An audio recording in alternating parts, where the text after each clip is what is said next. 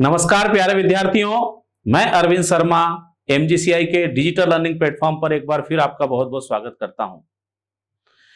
प्यारे विद्यार्थियों, आज मैं आपके लिए आईसीएआर जो एग्जाम है उसके प्रीवियस ईयर पेपर का ट्रेंड एनालिसिस लेकर आया हूं। जैसे कि आप जानते हो कि आईसीएआर के फॉर्म भरना स्टार्ट हो चुके हैं। तो दोस्तों, पिछले 2 वर्षों से ये जो एग्जाम है इसको एनटीए जो एजेंसी है वो कंडक्ट करा रही है।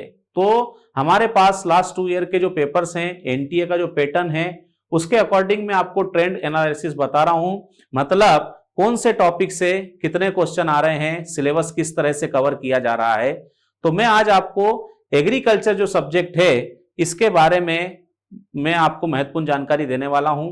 कुछ क्वेश्चन भी मैं बताऊंगा कि किस तरह के प्रश्न आजकल एनटीए आईसीआर के एग्जाम में पूछ रहा है। तो दोस्तों, वीडियो के साथ अंत तक जुड़े रहें। इसके बाद अलग अलग जो सब्जेक्ट हैं जैसे केमिस्ट्री है, फिजिक्स है, मैथ्स है, बायोलॉजी है, इनके लिए भी हमारे ट्रेंड एनालिसिस वीडियो की सीरीज आने वाली है। तो दोस्तों, एमजीसीआई के यूट्यूब चैनल से जुड़े रहें। चलिए हम स्टार्ट करते हैं।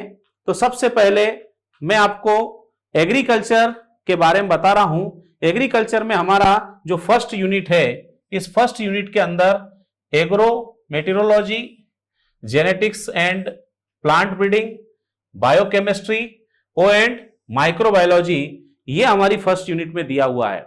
डिटेल सिलेबस जो है वो डिस्क्रिप्शन बॉक्स में मैं डाल दूंगा पीडीएफ में, आप वहां से भी देख सकते हैं। मैं आपको उसके अंदर जो मेन टॉपिक है उसके बारे में बात कर रहा हूं। तो अगर हम इस फर्स्ट यूनिट की बात करें तो 2021 एबीसी का जो पेपर था इसमें 13 क्वेश्चन आए थे। फिर सेम पीसीए में भी था 2021 में, इसका एग्रीकल्चर भी सेम था, हम 13 क्वेश्चन मान लेते हैं।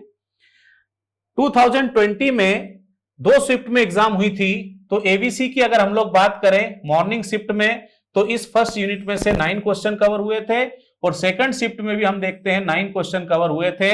जबकि हम पीसीए की अगर बात करें तो 11 क्वेश्चंस इस फर्स्ट यूनिट से कवर हुआ था। अगर हम इसका एवरेज निकाल कर देखें तो आप ऐसा मान सकते हो कि ये जो फर्स्ट यूनिट है इससे करीब 11 क्वेश्चन कवर होते हैं।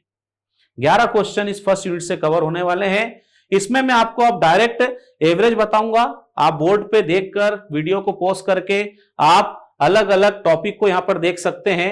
लेकिन एग्रोमेट्रोलॉजी की अगर हम लोग बात करें तो आप ऐसा मान सकते हो कि 1 क्वेश्चन एवरेज आता है, कभी कभी 2 भी पूछे जाते हैं। इसी तरह से जेनेटिक्स एंड प्लांट ब्रीडिंग पर मैं आता हूं। तो यहां पर लिखा हुआ है आपके सामने, अलग अलग ईयर का आप देख सकते हो। एवरेज जो है यहां पर 7 क्वेश्चन है। इसी तरह से बायोकेमिस्ट्री की अगर हम लोग बात करें तो अलग अलग ईयर में एबीसी पीसीए सबका लिखा हुआ है, लेकिन आप देख सकते हो कि एवरेज 2 क्वेश्चन यहां से पूछे जाते हैं। इसी तरह से माइक्रोबायोलॉजी की अगर बात करूं तो 2 कभी 0 भी आया, 2 भी आया, हम एवरेज 1 ले लेते हैं कि 1 क्वेश्चन तो हर साल यहां से पूछा जाएगा। तो ये हमने फर्स्ट यूनिट के बारे में बात की। मैंने अलग अलग आपको यूनिट के अंदर जो टॉपिक है उसके बारे में बताया। अब हम किस तरह का ट्रेंड फॉलो किया जा रहा है, कैसे क्वेश्चंस आ रहे हैं, थोड़ा सा आपको मैं ये बता रहा हूं। सबसे पहला क्वेश्चन हमारे सामने है, पौधों की वृद्धि और विकास को सीमित करने का मुख्य कारक कौन सा है? Which one of the following is a major limiting factor for plant growth and development. आप जानते हो कि ये एग्री मेट्रोलॉजी का क्वेश्चन है। आप यहां पर देख सकते हो, इसमें से फैक्टर बताना हमारे को। तो आप देखोगे अपेक्षित आर्द्रता, रिलेटिव ह्यूमिडिटी, सेकंड है वर्षा या रेनफॉल, थर्ड हम बात कर रहे हैं तापमान या टेम्परेचर, और फोर्थ आया वायु वेग या विंड वेलोसिटी।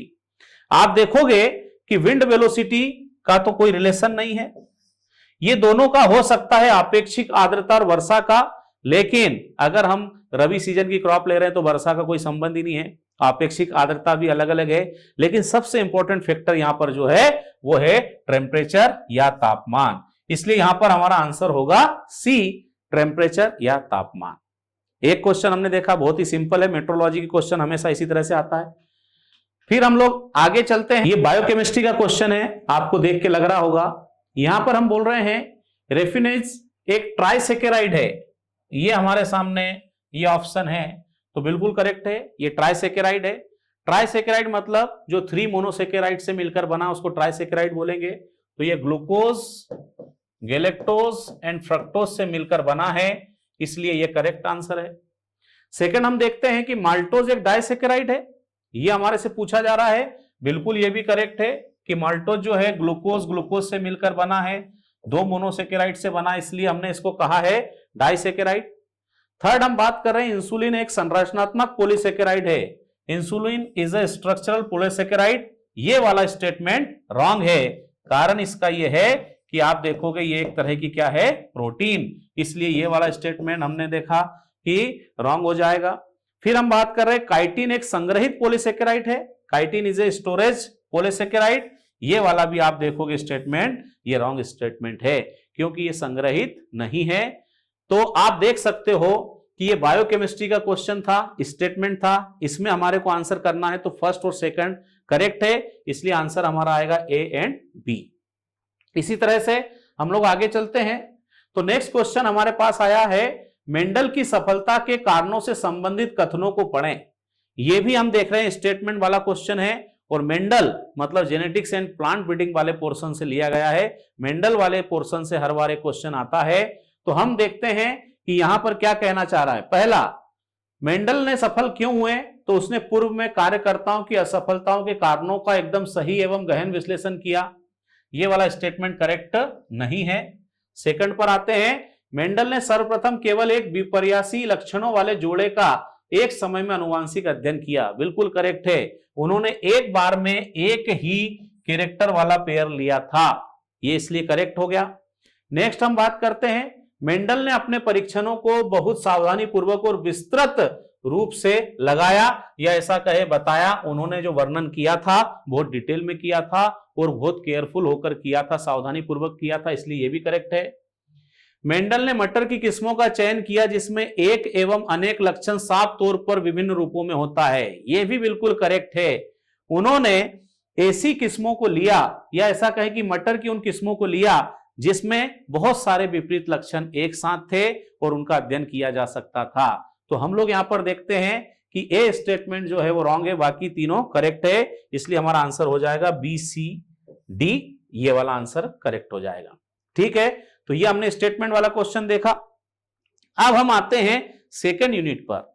सेकंड वाली जो यूनिट है उसको हमने कहा है क्रॉप प्रोडक्शन।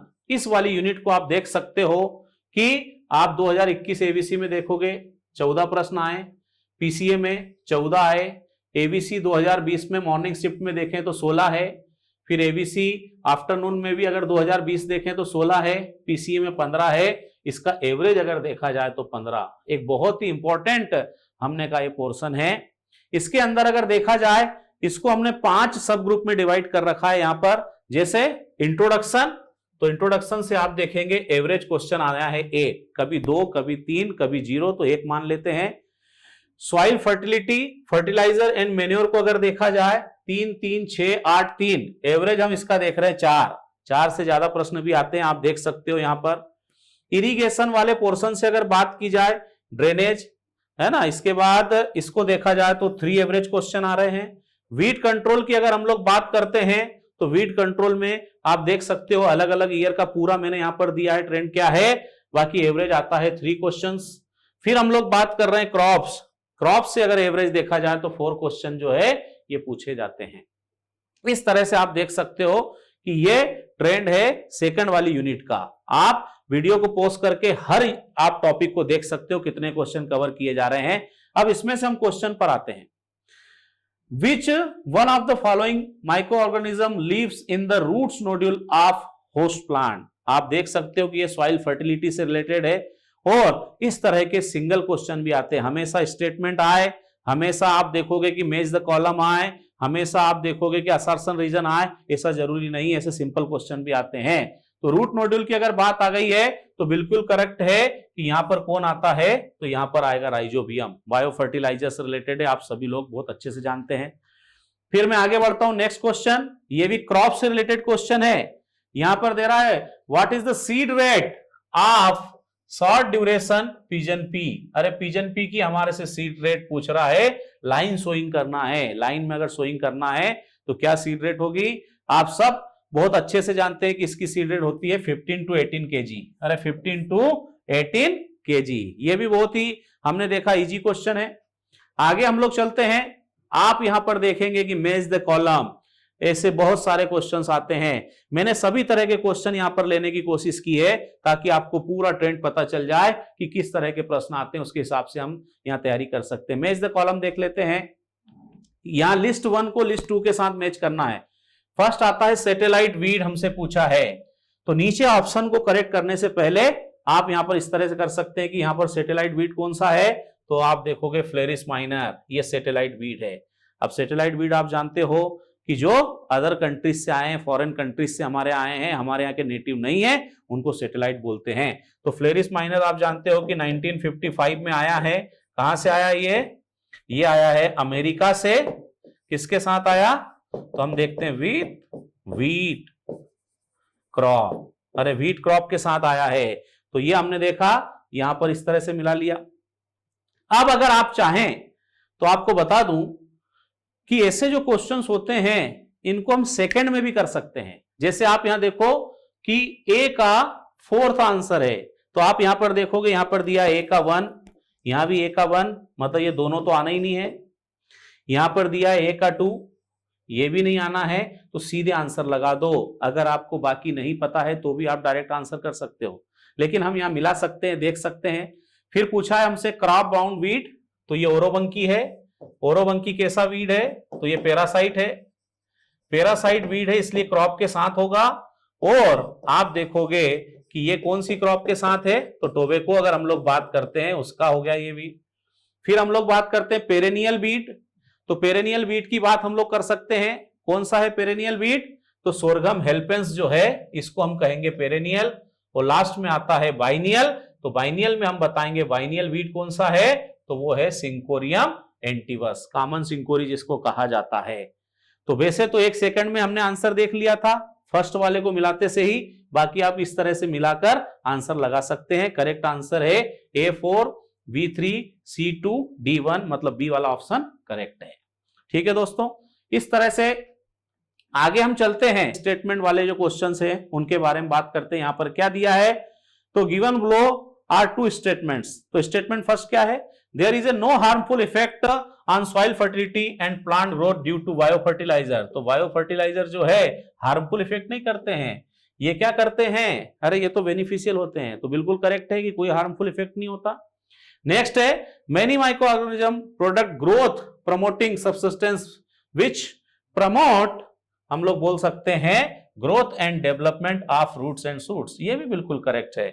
इसलिए हमारा आंसर यहां पर क्या आएगा, both statement first and second statements are true, ये बिल्कुल करेक्ट है, दोनों ही स्टेटमेंट बिल्कुल करेक्ट है।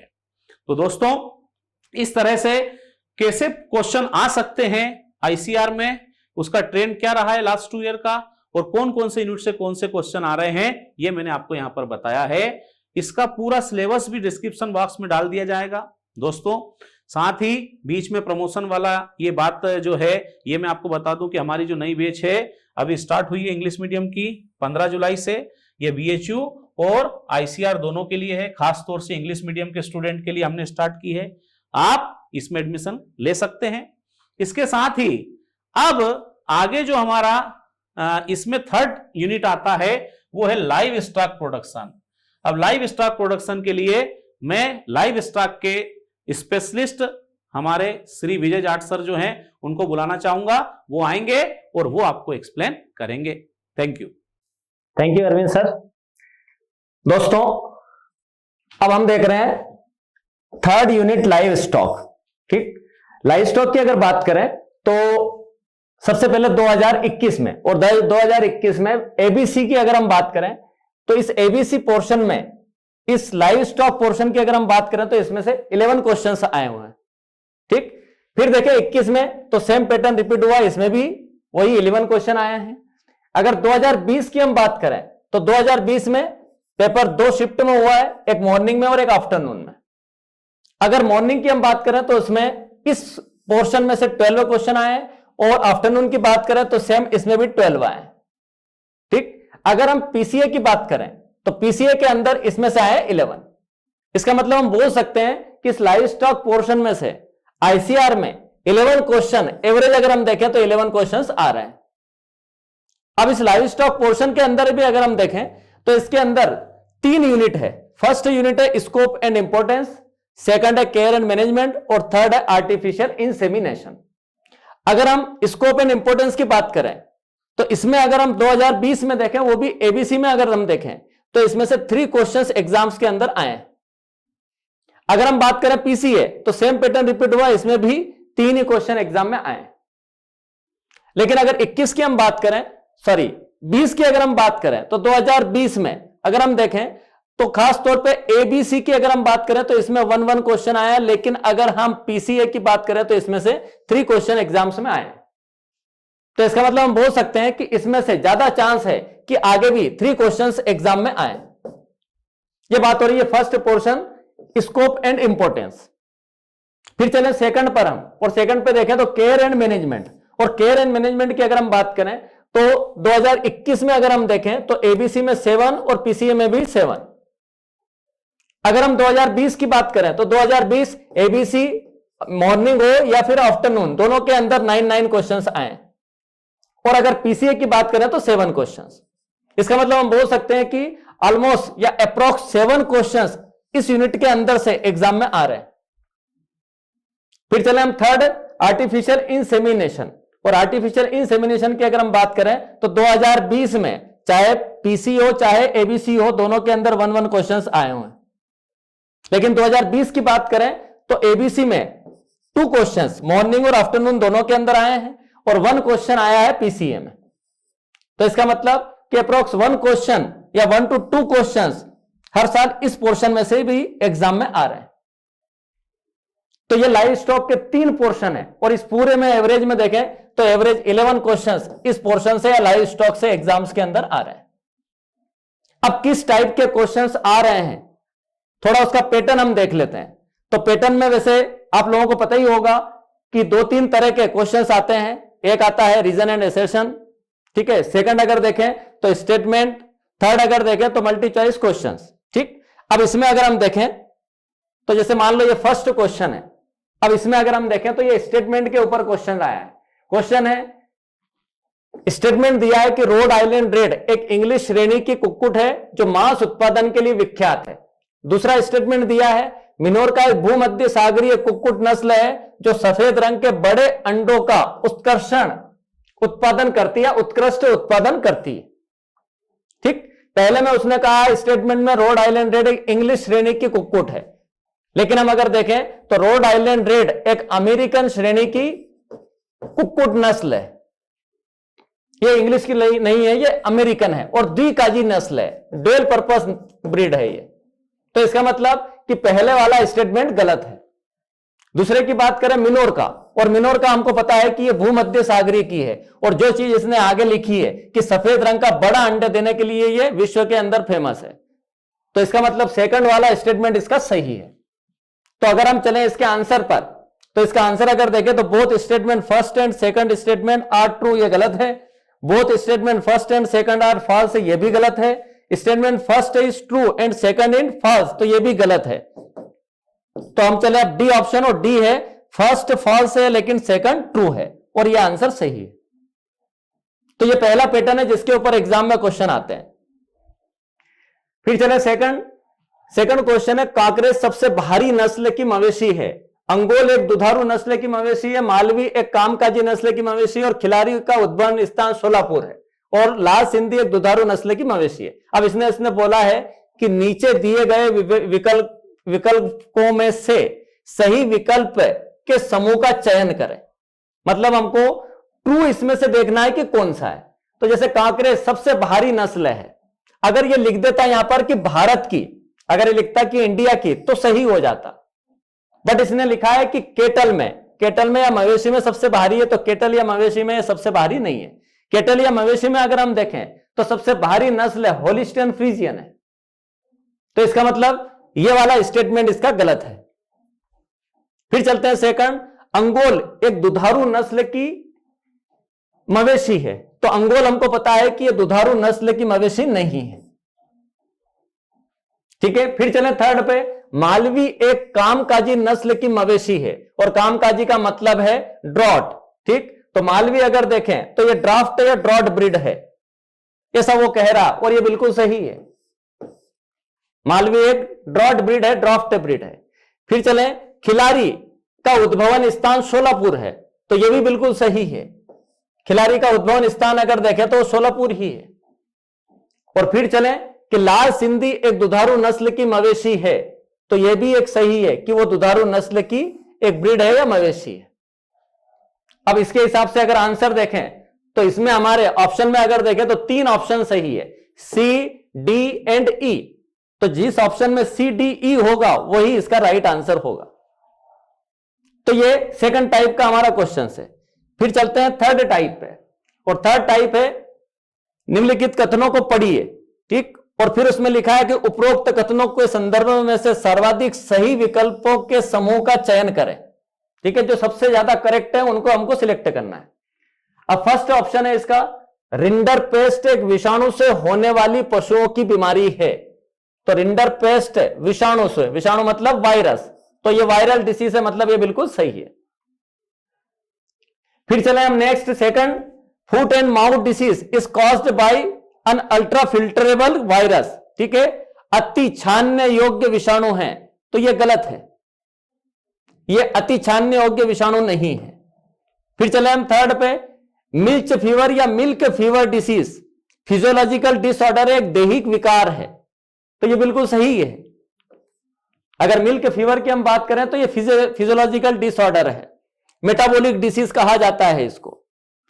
फिर चले, mastitis is caused by calcium deficiency, यह गलत है। मेस्टाइटिस की अगर हम बात करें तो मेस्टाइटिस बैक्टीरियल डिसीज है, तो इसका मतलब यह क्वेश्चन गलत है।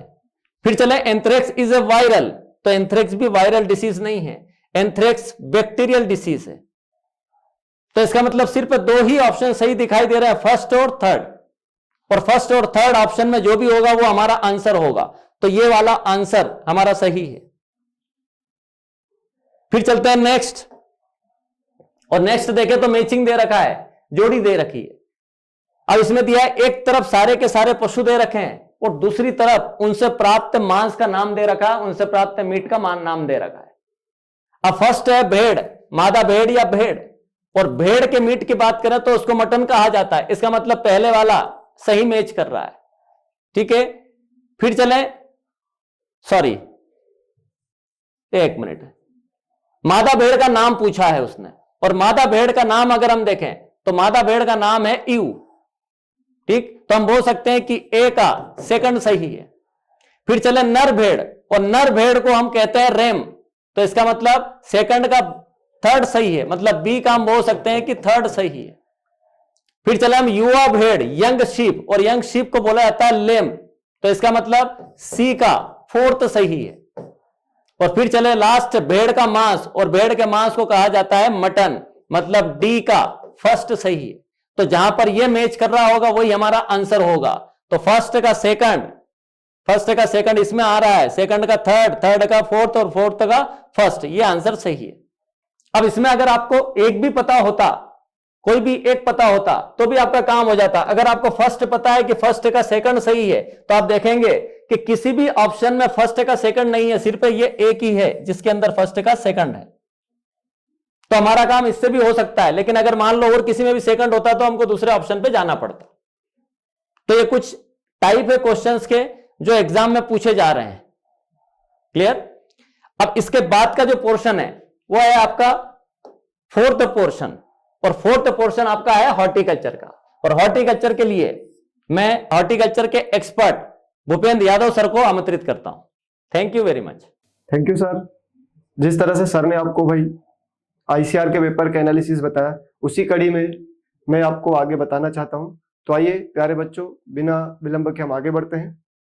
जैसे कि हम बात करें आईसीआर की, तो यहाँ पर हॉर्टिकल्चर का अपना बहुत ही महत्वपूर्ण वेटेज है। जैसे कि आप देख पा रहे हो, यूनिट नंबर 4 की अगर हम बात करें तो यूनिट 4 से हमें यहाँ पर देखने को मिलता है भाई चैप्टर वाइज। अगर हम नाम की बात करें कि कौन से चैप्टर से कौन कौन से क्वेश्चन कवर हो रहे हैं, तो यूनिट नंबर 4 जो कि डेडिकेटेड है फॉर हॉर्टिकल्चर, जिसमें इंपॉर्टेंस हॉर्टिकल्चर का महत्व है। इसमें अगर हम देखें तो एवरेज देखा जाए तो 1 क्वेश्चन का है, लेकिन उससे पहले हम यहाँ पर जानेंगे कि टोटल हॉर्टिकल्चर का वेटेज क्या है। तो एबीसी जो 2021 का पेपर हुआ था उसमें 12 क्वेश्चन। देन पीसीए में भी इक्विवेलेंट रखा गया है, तो पीसीए ग्रुप जो कि फिजिक्स केमिस्ट्री एग्रीकल्चर वाला है, देन एग्रीकल्चर बायोलॉजी केमिस्ट्री, यहाँ पर भी इक्विवेलेंट इसका वेटेज है। देन 2020 की बात करें तो एबीसी मॉर्निंग और एबीसी आफ्टरनून दो तरह से हुआ था, लेकिन अभी तो वन टाइम ही कंडक्ट हो रहा है और मे भी पॉसिबल इस साल भी वन टाइम में कंडक्ट हो। तो यहाँ पर 13 वेटेज था, यहाँ भी 13 था और पीसीए 20 में भी 30। तो कुल मिलाकर जो 2 साल का एनालिसिस हमारे पास है, या आप जानते हो इसके बारे में, आईसीआर का 21 और 22 में कितना हो रहा है भाई, 30। उसी कड़ी में इंपोर्टेंस ऑफ हॉर्टिकल्चर इतना वृहद विस्तृत है, फिर भी यहाँ से क्वेश्चन ज्यादा आना चाहिए, पर एक ही बार 3 पूछे और एवरेज हम इसको 1 मान सकते हैं। वेजिटेबल्स की बात करें तो 4 क्वेश्चन थे, फिर 4 हुए, फिर 4, फिर 5, फिर 5, तो ऑन एन एवरेज 4 क्वेश्चन आपसे यहाँ पर पूछे जा रहे हैं। देन फ्लोरिकल्चर या फ्लावर्स की बात करें तो ये काफी प्रिय है, आप निश्चित तौर पर इस साल भी देखोगे क्वेश्चन मिलेगा यहाँ से। तो अलग अलग वर्ष में पूछा गया 1 क्वेश्चन, फिर 1 क्वेश्चन, 2 क्वेश्चन, 3 क्वेश्चन, 2 क्वेश्चन। अब ये आप सभी भली भांति जानते हो 1 क्वेश्चन का मतलब इसमें 4 क्वेश्चन कवर होते हैं, है ना। अगर 4 स्टेटमेंट पूछ लिए तो 4 क्वेश्चन हो गए वो तो, ठीक है। तो यहाँ पर 1 का मतलब हो रहा है कि आपको कितने क्वेश्चन मिल रहे हैं, 4 क्वेश्चन। लेकिन जनरली वो 1 लिखता है तो हम भी 1 ही लिखे भाई। अगर 3 क्वेश्चन आए तो अकेले केवल 3 सिंपल क्वेश्चन नहीं आते, आप भली बात जानते हो, स्टेटमेंट आते हैं, मैच द कॉलम आता है, असेसन रीजनिंग आता है, तो एक साथ कई सारे क्वेश्चन कवर होते हैं। लेकिन नंबर ऑफ क्वेश्चन तो 1 ही आया है तो 1 लिखा है, एवरेज आ रहा है 2 क्वेश्चन का। देन फ्रूट्स आप सभी जानते हो बहुत इंपॉर्टेंट है हमारी डेली लाइफ के लिए, तो उसका वेटेज भी आपको साफ साफ नजर आ रहा है, 6 क्वेश्चन, फिर 6, फिर 2, 4, 5, एवरेज हम देखें तो 5। प्रिजर्वेशन जरूर 1 या 2 ही क्वेश्चन पूछता है हर साल, तो इसका वेटेज हो गया है 1 क्वेश्चन। अब मन में प्रश्न ये आता है कि किस तरह के क्वेश्चन हॉर्टिकल्चर में पूछे जाते हैं, तो वो भी हमें देखना चाहिए। तो आइए बच्चों देखते हैं।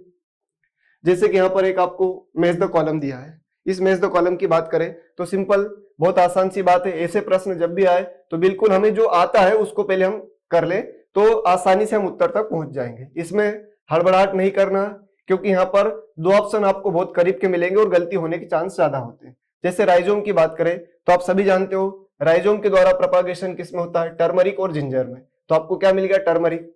फिर हम बात करें क्लोव, ये बहुत आसान है, गार्लिक। अब डी का ऑप्शन आपको देखना है, ए का, तो ए का 2 होना चाहिए, यहाँ पर भी है, यहाँ पर भी, यहाँ पर भी। लेकिन आपको क्या क्लू मिला है, डी का 3rd होना चाहिए, तो डी का 3rd कहां पर है, यहाँ पर है, कहीं पर है क्या, नहीं है। इट मीन्स आपका आंसर सी होगा। बी का 4th हो जाएगा, क्रोम्स किस में हो जाएगा, आरबी में, और रनर्स किस में हो जाएगा, स्ट्रॉबेरी में। तो ये आपका बन गया एक कॉलम। तो इस तरह से आप थोड़ा लॉजिक लगाएंगे, शांति से सोचेंगे, तो बिना घबराए आप अपने उत्तर पर पहुंच जाएंगे। देन कथन निष्कर्ष का भी काफी महत्व है, असेसन रीजनिंग का महत्व है, तो यहाँ पर भाषा के रूप में लिखा जाता है। जब इस तरह के क्वेश्चन आते हैं तो आपको की पॉइंट पे ध्यान देना है। नेचुरल कलर को मेंटेन करना है, प्राकृतिक रंग को कौन करता है, sodium benzoate, that is true. ये स्टेटमेंट बिल्कुल सही है, हम जानते हैं। जबकि कलरलेस के लिए पोटेशियम मेटाबाइसल्फेट का यूज कर सकते हैं, ये भी सही है। तो पहला स्टेटमेंट तो अपना सही है भाई।